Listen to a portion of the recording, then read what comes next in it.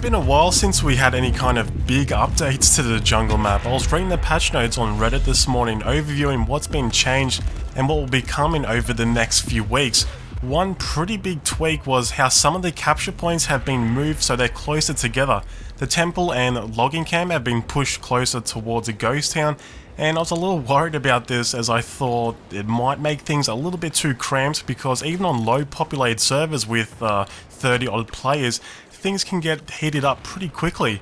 However, luckily this change is more than okay. There's still plenty of room to move around, and best of all, the temple and logging camp have been tweaked so there's more cover for infantry.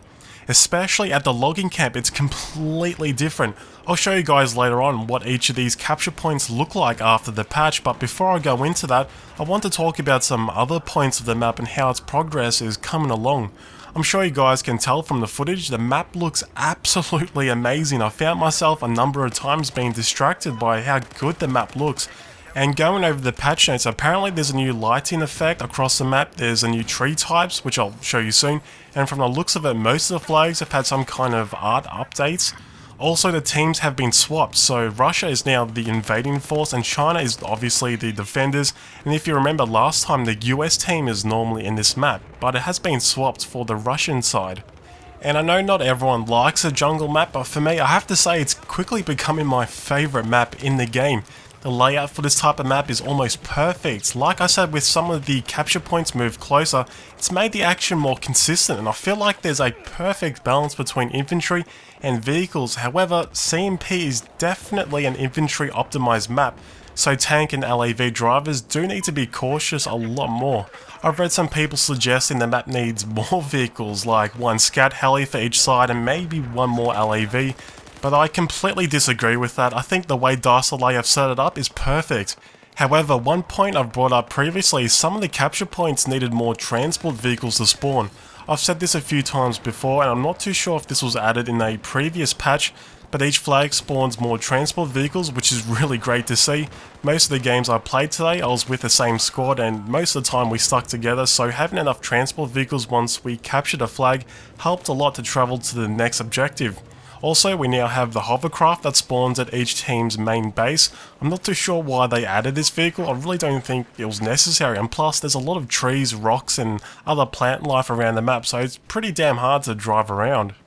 So anyway, let's take a look at what's been exactly changed. Let's start with the temple. We can see one of the new tree types that's been added on the side, and there's a new kind of wall that's been added to the entrance to help infantry take cover, which I'll walk towards very soon, and you can also burn the flag behind this wall, which is a nice change. I want to point out as well, it has been said in the patch notes that in a future patch the temple will actually be destroyed and broken up into less monolithic pieces, and that the passageway from the ghost town towards the temple will get more cover and buildings. So if you're concerned about this, don't worry too much, as CMP still has a lot of progress to go. And the tunnels, like you just saw, are easier to travel down as there's no water, and they can easily lead up towards the top levels so you can outflank the enemy if they're mostly bunched up at the entrance. Also, we can see the giant single waterfall has been removed, and in place are three smaller ones, which land at the back of the temple instead of kind of travelling over the front and creating a mist effect like we used to have. And like we can see, there's actually a really wide cave here that extends almost all the way to the Russian spawn. There's plenty of room here to hide or use it as a means to outflank the enemy team. Moving on from the temple, the oil plantation flag has a lot more buildings added to it. Before the patch we had a single huge factory type looking building, but as we can see there's a lot of areas for infantry to take cover from the surrounding jungle, which was absolutely needed, as before I found myself dying very easily from enemy players that were camping on the surrounding rocks. Capture point D, or the logging camp, has pretty much been redone. Yes, we still have the logging type section towards the back, but now the flag is positioned in between a whole heap of huts and other various house-like structures. At first I wasn't too sure what to make of it, but this flag has quickly become my favourite. I was having huge amounts of fun defending this capture point, as it gives you an insane amount of cover which you can easily use to your advantage from other infantry or even vehicles. You can even go underneath all the huts like you can see here. If you use this to your advantage, you can easily take out unsuspecting vehicles that will most likely have no idea where you are. And one final thing I want to show you guys is, like I mentioned, the new tree types. One has been placed overlooking the path from the oil plantation to the ghost town, and you can actually walk onto one of the branches and kind of hide here. It's a really good vantage point to see the enemy players coming from the plantation capture point. So what about negatives of the jungle map? It's kind of hard to pick some bad points of the map that's still being developed, but I did notice there was a lot of invisible walls, as you can see here at the logging camp when the huts were destroyed. On occasion I spawned outside the map when spawning on the A flag, so the medical facility, and I don't know if I was doing something wrong, but I found it really goddamn hard to simply vault over some of the windows of the huts. I'm assuming there's some kind of soldier collision problem occurring here, but these kind of issues should hopefully be fixed in the next patch. I've read some people suggesting to alter the colour palette of the map to more darker greens.